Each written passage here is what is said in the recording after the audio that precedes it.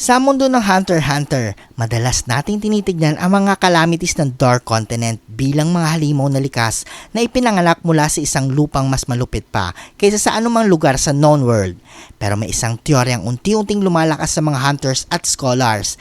Paano kung ang mga calamities na ito ay hindi talaga mga nilalang na mula sa kalikasan, kundi dating tao, mga nilalang na biktima ng sariling kaalaman, ambisyon at pagkakamali. Kung titignan mo ang bawat calamity, meron silang kakaibang human imprint na hindi mapaliwanag. Ang I, halimbawa, ay nakakaintindi ng konsepto ng relasyon at emosyon. Hindi ito simpleng instinct ng hayop. Ito ay emosyonal na intelligence na kakambal mismo ng tao. At ang Brian naman, sa halip na basta manira, gumagalaw siya ng parang sundalo o tagapagtanggol na may iniligtas na utos mula sa isang matagal nang nawala na amo.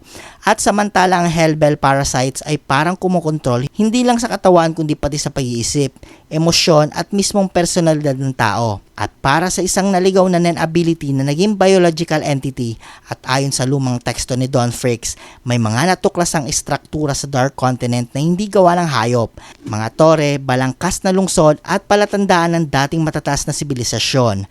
Pero ang nakakakilabot dito mga idol, wala nang kahit sinong nakatira doon.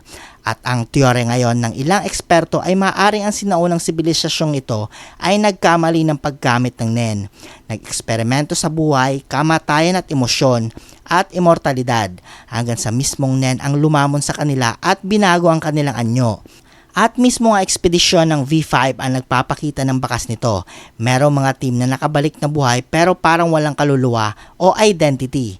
Walang maalala at walang sense of self na parang pinutol ang pagiging tao nila na tila parusa o side effect ng pakikisalamuha sa isang nilalang na dating tao rin.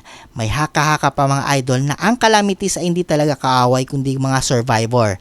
Mga labi ng isang laing nagkamali at naparusahan ng sarili nilang kapangyarihan. At may mga taong nag-ambisyon na maging higit sa tao pero nauwi sa pagiging halimaw na hindi makaalis sa sumpang iniwan ng kanilang lahi. At ang pinaka nakakakilabot dito mga idol, kung ang mga calamities ay dating tao, ibig sabihin kaya din itong mangyari muli. At ang unang hakbang ay nasa Black Whale na unti-unting papalapit sa Dark Continent at posibleng harap sa parehong kapalaran na minsan nagpatumbas sa sinaunang sibilisasyon bago pa natin mabuo ang salitang hunter.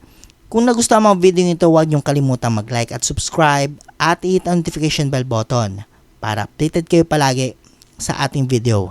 Maraming salamat.